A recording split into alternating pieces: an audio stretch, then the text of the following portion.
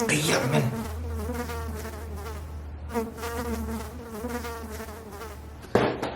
How's it, man? My name is cheatonketty, and this is a list of ways that brown parents would punish us for doing the naughty things, or as I like to call them, weapons of ass destruction. Brown kids everywhere are going to feel this video. I'm going to give everyone flashbacks from the last time they were smacked. First on the list of weapons of ass destruction, we have the wooden spoon. Now this is a light class weapon normally used in the kitchen. It is used on our hands and on our ass. And if you examine this closely enough, you will see the battle scars from the last time it was used on a human being. Hey ma, how are you? Listen, I got some news for you. Oh yo, what happened now, man? Why are you assuming that it's bad news all of a sudden?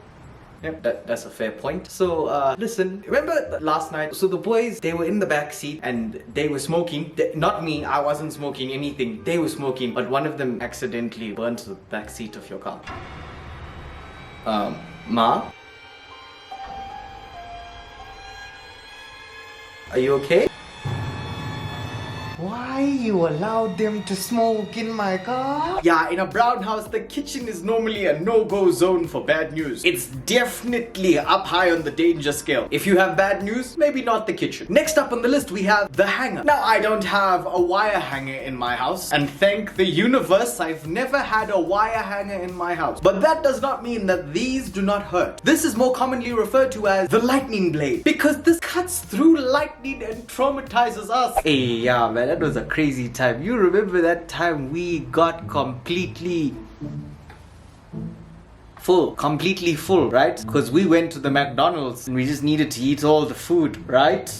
Yeah, man, when McDonald's we got so drunk that we needed to get food because, I was finished after that one. Listen, I'll call you back. Now this next one is not necessarily a weapon used on us when we were misbehaving or when we needed the discipline, but it definitely counts as a punishment. Arguably one of the worst on this list. Castor oil. Now for those of you who have never experienced castor oil in your life, it's very difficult for me to describe this type of punishment. But picture a detox that literally gets rid of all the cuck in your body. Wake up, it's time. You know what we have to do today? Oh, yo, ma, do we have to do this today, man? Please. Hey, shut your mouth, man, please. We must do it so you can clean your filthy stomach, man. Come. 1 hour later. Yo, not again, man. The next weapon of ass destruction is something that you would never expect. In fact, when it hits you, you still don't expect. The television remote, or as I like to call it, the uncle's kunai. It doesn't matter where you are in the house. When that remote is thrown, it always hits its target. Us. We are the targets. Nah, bro, we can't go out this weekend. Like, I need to do some stuff. I'm tired of these lighties making noise in my house. I can't even watch the cricket in peace, man. Yeah, Keaton's helping me. I'm at his house now. That's it. I'm tired of these little shits. I promise, brown kids were fine, bulletproof and traumatized, but fine. But you know what would make it better? If you like this video and subscribe, that could probably cure the trauma. But what definitely causes trauma is that punishment that is feared by man and beast throughout the land, the blue slipper, or as I like to call it, the missile. A general rule about these things is that if the auntie can see you, this can hit you. Legend has it that brown aunties used to use slipper to hunt and fend off demons of the night. The blue or pink slipper is the only thing that all brown kids around the world collectively fear. I've been expecting you. Hi, Ma. Tell me something. Is this the time to come home? You think this is your bloody house, isn't it? Where were you? Coming up next on the list is not really a brown specific punishment, but it is just a form of pure punishment. The bout, or as I like to call it, the thunderclap. Now the thing about this particular type of punishment is that we never really saw it. We normally got hit from behind, so it's not something that we saw. More often than not, we heard that noise from another room and we just stopped whatever we were doing, have some flashbacks, try and move on. I wonder if there's any leftovers from last night. I must go check.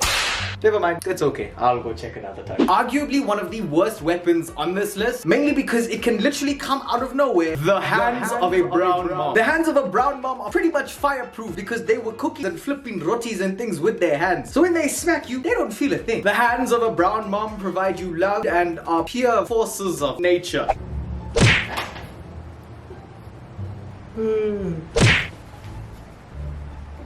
What?